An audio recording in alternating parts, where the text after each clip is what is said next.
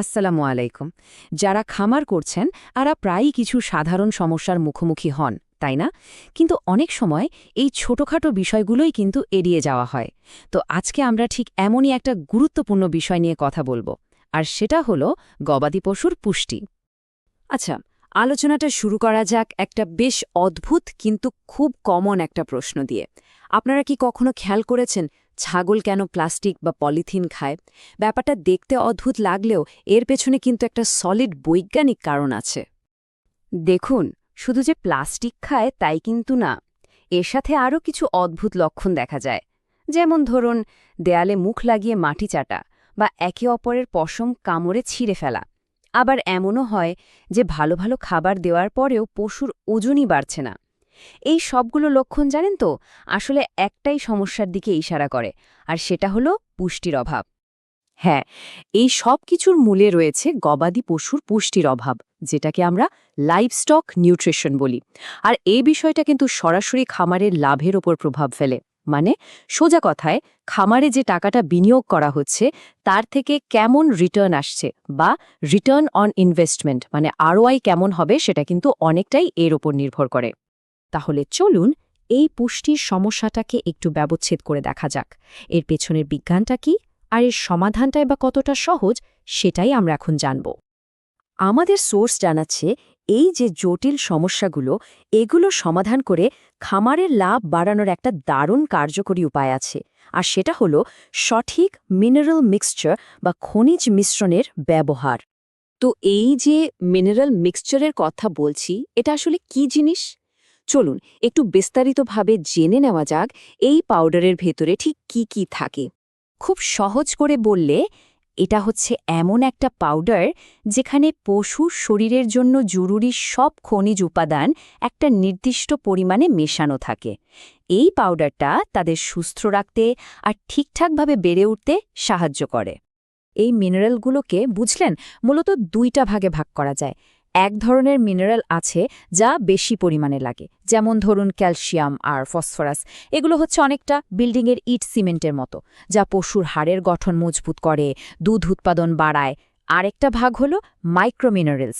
এগুলোর দরকার হয় খুব অল্প, কিন্তু কাজটা অনেক বড়, যেমন জিঙ্ক বা কপার।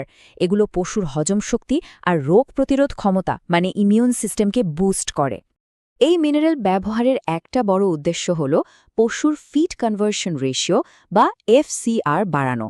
আচ্ছা, এফসিআর জিনিসটা কি?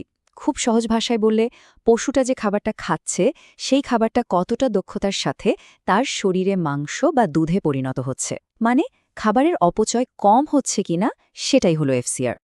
এখন একটা খুবই জরুরি বিষয় কথা বলা দরকার। অনেকেই ভাবতে পারেন এই মিনারেল মিক্সচার তো আমি বাড়িতেই বানিয়ে নিতে পারি, কিন্তু আমাদের সোর্স বলছে এই বিষয়টা নিয়ে কিন্তু একটা গুরুতর সতর্কতা আছে।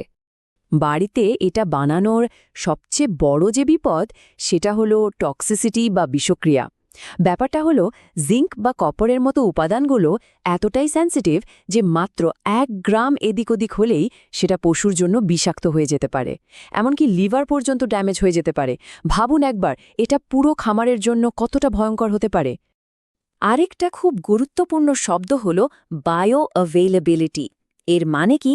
এর মানে হল পশুটা যে খনিজটা খাচ্ছে তার শরীর আসলে সেটার কতটা শোষণ করতে পারছে। ধরুন, একটা পশুকে 100 টাকার খাবার দিলেন, কিন্তু ওর শরীর সেটা থেকে মাত্র 50 টাকার পুষ্টি নিল, বাকি 50 টাকা নষ্ট হয়ে গেল। এখানেই হলো আসল খেলা। ভালো কোম্পানির বাণিজ্যিক মিনারেল মিক্সচারের বায়ো অ্যাভেইলেবিলিটি অনেক বেশি হয়, যার মানে হলো প্রায় পুরোটাই শরীরে কাজে লাগে, অপচয় হয় খুব কম।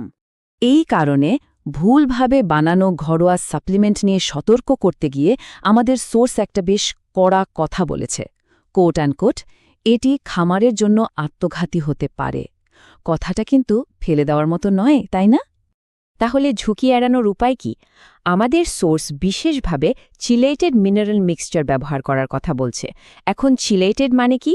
সহজ করে বললে, এটা একটা বিশেষ প্রসেস যার কারণে খনিজগুলো পশুর শরীরের কোষে খুব সহজে ঢুকে যেতে পারে, আর এর ফলে প্রায় 100 ভাগই শোষিত হয়, মানে কোনো অপচয়ই হয় না।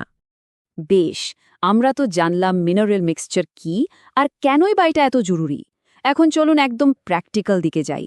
মানে এটা খাওয়ানোর সঠিক নিয়মটা আসলে কি? দেখুন, নিয়মটা কিন্তু খুব পরিষ্কার। সোর্স বলছে গর্ভবতী ছাগি, যে ছাগিগুলো দুধ দিচ্ছে, আর ৩-৪ মাস বয়সী বাড়ন্ত বাচ্চাদের জন্য এই মিনারেলটা মাস্ট। তবে একটা বড় কিন্তু আছে। ১ মাসের কম বয়সী বাচ্চা যারা শুধু মায়ের দুধ খায় তাদের কিন্তু এটা একদমই দেয়া যাবে না। কারণটা সহজ, ওদের হজম ব্যবস্থা তখনও এটা প্রসেস করার জন্য তৈরিই থাকে না। আর খাওয়ানোর পদ্ধতিটা তো আরও সহজ। পশুর বয়স আর ওজন দেখে প্রতিদিন ১০ থেকে ২০ গ্রাম পাউডার নিন, আর সেটার দানাদার খাবারের সাথে ভালো করে মিশিয়ে দিন। ব্যাস, এটুকুই। তাহলে পুরো আলোচনা থেকে আমরা কি বুঝলাম?